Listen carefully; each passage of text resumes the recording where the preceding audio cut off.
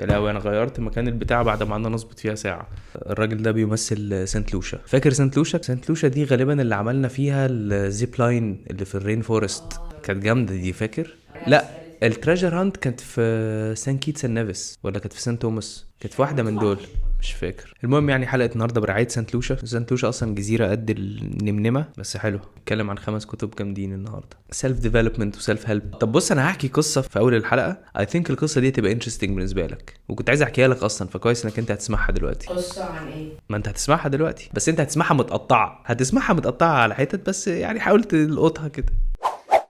في قصة بتحكي عن شاب كان بيعاني مع القراية، ومشكلته انه كان كل ما بيحاول يقرا ما يفهمش حاجة من اللي بيقراه فيسيب الكتاب. فراح لراجل حكيم وحكى له مشكلته. فالحكيم قال له شايف السبت اللي هناك ده؟ عايزك تاخده وتروح بيه لحد النهر تملاه مية وتجيبه. الشاب استغرب جدا، خصوصا ان السبت كان قديم ومطرب ومليان خروم في كل حتة. ازاي هيملاه مية من النهر ويرجع بيه لحد الحكيم من غير ما المية اللي فيه تتدلدل؟ الحكيم قال له اعمل زي ما بقول لك وجربني. المهم الشاب راح عامل كده فعلا، راح عند النهر وملى السبت مية ورجع بيه عند الحكيم. وطبعا على ما كان رجع كانت كل الميه اللي جوه السبت اتدلدقت منه. الحكيم قال له روح تاني املاه وتعالى. فراح الشاب تاني ملاه، وهو راجع طبعا حصل نفس الحكايه ورجع بالسبت فاضي. الحكيم قال له روح تاني وتالت ورابع. على اخر اليوم كان الشاب زهق، راح راجع اخر مره للحكيم وقال له بقول لك ايه، انا رحت 30 مره والسبت الميه مش بتفضل جواه. الحكيم قال له طب اسمع الحكمه بقى والدرس المستفاد. اهو انت مخك هو السبت والنهر هي الكتب. انت صحيح المعلومات ما سبتتش جوه مخك زي ما الميه ما سبتتش جوه السبت، بس بص كده على السبت. خدت بالك ان بعد مره والتانيه والتالته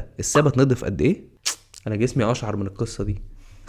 انت مش اول لما هتبدا قرايه وتخلص لك كتابين 3 فجاه هتلاقي نفسك نيل ديجراس تايسون وبقيت فاهم الدنيا وما فيها. بالعكس، انت كل ما هتقرا اكتر كل ما هتكتشف انت قد ايه لسه في حاجات ما تعرفهاش ومش هتعرفها الا لما تقرا تاني وتالت وعاشر. وما تزهقش لو لقيت نفسك قريت كتاب والتاني وفي حاجات ما فهمتهاش، ده طبيعي جدا في الاول، لكن اوعدك ان مع الوقت النتيجه الايجابيه هتبدا تبان وهتحس بالفرق، خصوصا لو بدات تقرا كتب مفيده بالنسبه لك انت وفي مجال اهتمامك. وبما ان انت بتتفرج على الحلقه دي يبقى غالبا انت مهتم بدراسة الفلوس أو مهتم بالقراية عموما، وعلشان كده الحلقة دي هقولك فيها على 5 كتب هيساعدوك جامد جدا في تغيير حياتك للأفضل لو قريتهم وطبقت اللي فيهم. يلا بينا.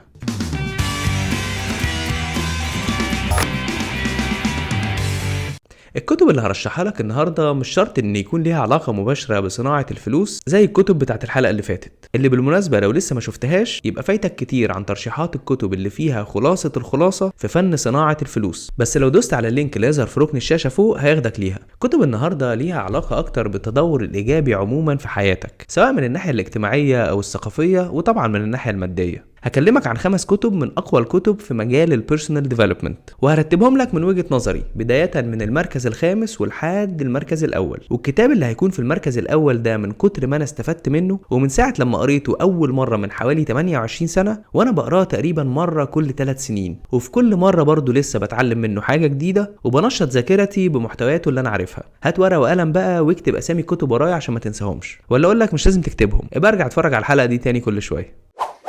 في المركز الخامس هيكون كتاب The One Thing، واللي كاتبه هو جاري كالر. والكتاب ده بيتكلم على فكرة ان انت تركز على حاجات اقل فتنتج اكتر. واكتشف الكاتب ان people succeed in spite of doing many things not because they do many things. تاني كده، في ناس بتنجح بالرغم من ان هم بيعملوا حاجات كتير مش لان هم بيعملوا حاجات كتير. الكاتب كمان بيأكد نظرية ان المالتي تاسكينج is a myth، يعني ان انت تعمل كذا حاجة في نفس الوقت ده خرافة، وان الوقت اللي انت بتضيعه في التنقل ما بين التاسكس بتاعتك هو اكتر بكتير من لو ركزت بالكامل على حاجة واحدة خلصتها وبعدين دخلت على اللي بعدها. والفكرة الاساسية اللي الكتاب بيحاول يوصلها هي فكرة انك انت تسأل نفسك سؤال في بداية كل يوم او حتى قبل بداية اي مشروع، والسؤال هو ايه هي الحاجة الوحيدة The one thing اللي لو عملتها هتخلي كل حاجة تانية تبقى سهلة أو مش ضرورية. وطبعا لما تعرف ايه هي الحاجة دي يبقى هي دي اللي تبدأ بيها. اعرف ايه هي الحاجة الأساسية The one thing اللي لما هتعملها هتاخدك خطوة لقدام في اتجاه هدفك. الكتاب ده موجود بالعربي تحت اسم الشيء الوحيد. في المركز الرابع هيكون كتاب Awaken the Giant Within، واللي كاتبه أنتوني روبنز. الكتاب ده برضو من الكتب اللي قريتها زمان قوي، لكن كل فترة كده بحب ارجع له تاني واقراه لانه بيديني دفعة حماسية وموتيفيشن، خصوصا في الاوقات اللي بتعدي علينا كلنا وما بتكونش احسن الاوقات. الكتاب ده هيعلمك ازاي تتغلب على الاوقات الصعبة، وهيخليك تخرج المارد اللي جواك، وده عن طريق ان يبقى عندك رؤية مستقبلية وهدف لحياتك عايز تحققه. واسأل نفسك، لو مفيش اي حاجة توقفني او تمنعني، ايه هو الهدف اللي انا عايز اوصل له؟ ايه هي شكل الحياة اللي انا عايز اكون عايشها؟ وايه هي الحاجات اللي انا لازم اعملها علشان اوصل لده؟ الكتاب ده كمان هيعرفك على اكتر حاجتين بيأثروا على حياة البشر وبيتحكموا فيهم، وهما تجنب الألم والبحث عن السعادة. وهيعلمك ازاي تربط الاحساسين دول بالاكشنز بتاعتك، وازاي تتحكم انت فيهم مش هما اللي يتحكموا فيك. الكتاب ده موجود منه نسخة بالعربي واسمها ايقظ قواك الخفية، وهو كتاب كبير مش صغير، لكن المكسب اللي هيجي من وراه يستاهل الوقت اللي هتقضيه في قرايته.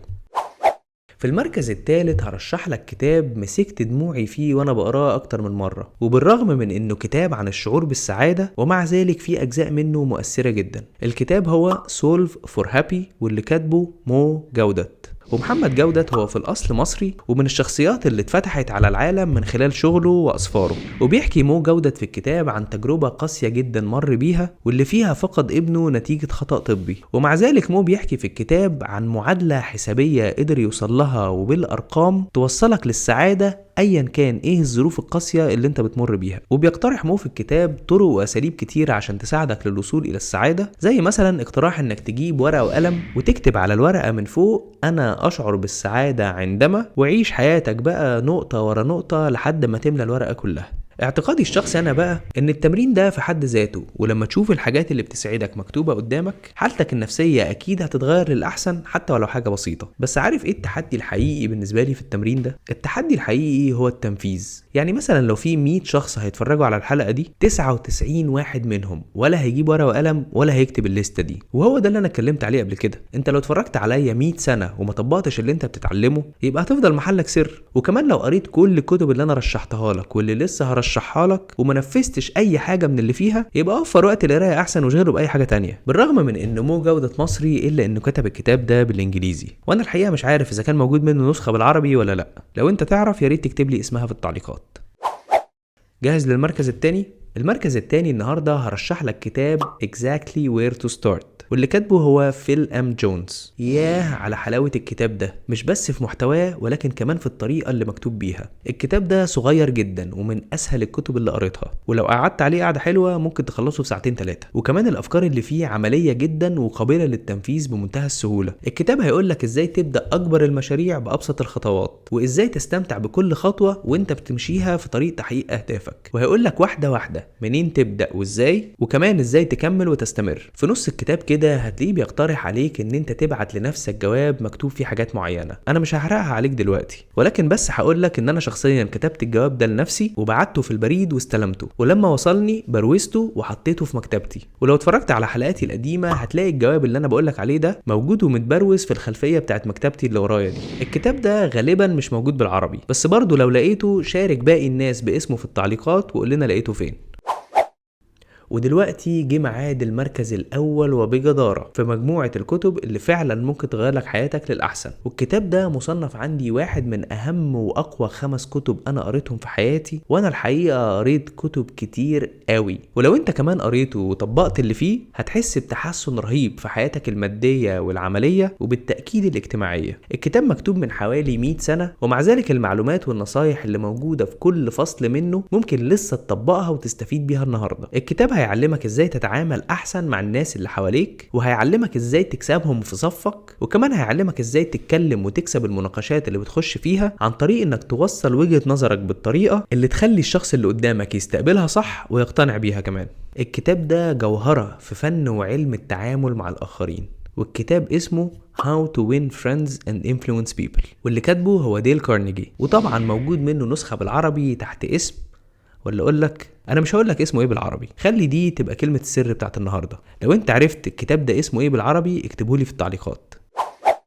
زي ما قلت لك في اول الحلقة، الكتب دي لو جبتها وقريتها ونفذت اللي فيها فعلا حياتك هتتطور للأحسن. ولو قريتهم بس وما نفذتش اللي فيهم برضه هتستفيد بان مخك هينضف اكتر، زي قصة الثبات اللي بدأت بيها. اما بقى لو اصلا ما قريتش اي كتاب فيهم يبقى مبروك عليك، انت ضيعت ال10 دقايق اللي فاتوا دول من عمرك على الفاضي ومش هيرجعوا لك تاني. هفرجك دلوقتي على كواليس الحلقة، وطبعا ما تنساش وما تكسلش لو لسه ما عملتش لايك للحلقة اعمل دلوقتي، ولو لسه مش مشترك على القناة اشترك، واكتب لي في التعليقات الكتاب صاحب المركز الاول النهاردة في التعليقات بالعربي، ولو عايز تبسطني انا اعمل التلاتة. تحياتي. الشاب استغرب جدا، خصوصا ان السبت التانج تويست اللي فيها مش لذيذ خالص، فيها سين وصاد كتير. عندنا قفصين، قفص عنب وقفص قصب، قفص العنب رفص، قفص القصب رفصتين. يا عم يا بتاع القفص تعالى خد قفص العنب عشان قفص العنب رفص، قفص القصب رفصتين. تعرف تقول دي؟ مش عارف اسمعها اصلا.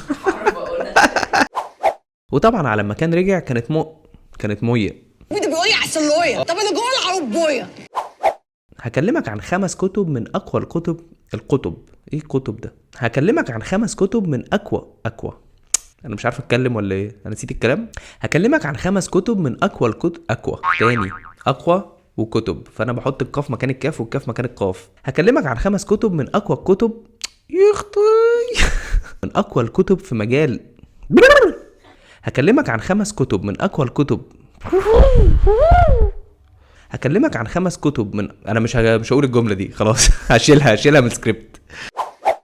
وهيخليك تخرد زي ما قلت لك في اول الحلقه. وانا الحقيقه قريت في حياتي كتب كتير قوي.